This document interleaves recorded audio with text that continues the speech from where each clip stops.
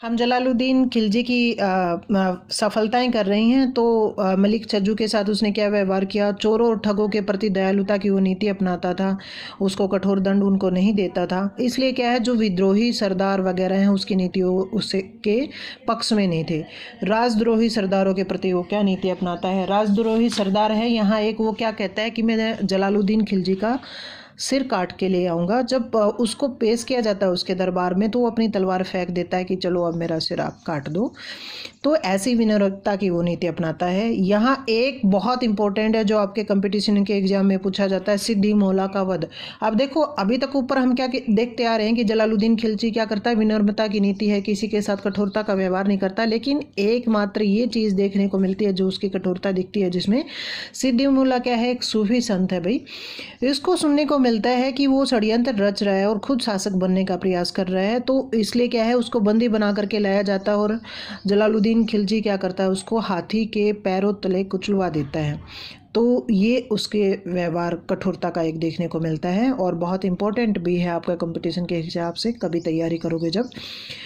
अब आती है उसकी विदेश नीतियाँ क्या रही थी। उसने रणथंभौर और मदावर का जो आक्रमण है वो किया था, उन क्षेत्रों को जीता था अपनी सेना के साथ, मंगोलों को पराजित किया था। भिलसा की विजय, अब देखो भिलसा की विजय और देवगिरी की विजय में क्या है, आपको अलाउद्दीन खिलजी देखने को मिलेगा। वो एक सूबेदार है, कड़ा का सूबेदार है और वो उसका भतीजा और दामाद दोनों हैं। तो भिलसा की विजय करता है, उसके बाद उसको कड़ा का सूबेदार बना दिया जाता है। फिर देवगिरी में भी बहुत भारी लूट करता है वो और यहाँ से धन प्राप्त करता है।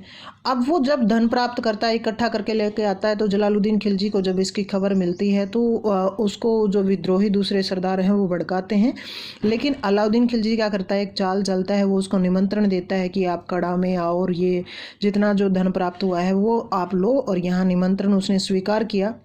बहुत से उसके दरबारी जो अन्य अधिकारी थे उन्होंने मना किया, लेकिन फिर भी जलालुद्दीन खिलजी क्या करता है, कड़ा जाता है। वहाँ अलाउद्दीन खिलजी क्या करता है, जब उसको गले मिलता है और वो वापस जब पलटता है तो अलाउद्दीन खिलजी के कहने पर इख्तियारुद्दीन उसकी हत्या कर देता है। भाई ये कई बार आपके कंपटीशन में पूछा जाता है कि जलालुद्दीन खिलजी की हत्या किसने की और किसके कहने पर की थी। तो ये हमारा इतना हो गया है। वैसे ये इम्पोर्टेंट नहीं था आपके एग्ज़ाम के हिसाब से, वैसे हिस्ट्री में इम्पोर्टेंट जो चीज़ें थी वो आपको मैंने बता दी हैं यहाँ पे। अब हम अपना जो मोस्ट इम्पोर्टेंट क्वेश्चन है अलाउद्दीन खिलजी वो स्टार्ट करेंगे। अलाउद्दीन खिलजी क्या है भाई, 1296 से 1316 तक शासन करता है। अब ये क्या है कि महत्वाकांक्षी शासक है भी और दिल्ली सल्तनत का विस्तार करना चाहता है, मतलब पूरे भारत में और अन्य जगह पर भी ये विस्तार करना चाह रहा है। और ये बलबन जैसी कठोर नीति को अपनाता है। और खिलजी का जन्म कब हुआ है, 1266 में हुआ है। बचपन का नाम अली गुरसुफ है भाई उसका, कंपटीशन के हिसाब से कई बार पूछा जाता है। ये आपका 2 नंबर में अली गुरसुफ पूछा जाए तो आप बता सकते हो। उसके माता पिता की डेथ के बाद कौन है भाई, वो जो जलालुद्दीन खिलजी उसके चाचा हैं वो उसका पालन पोषण करते हैं।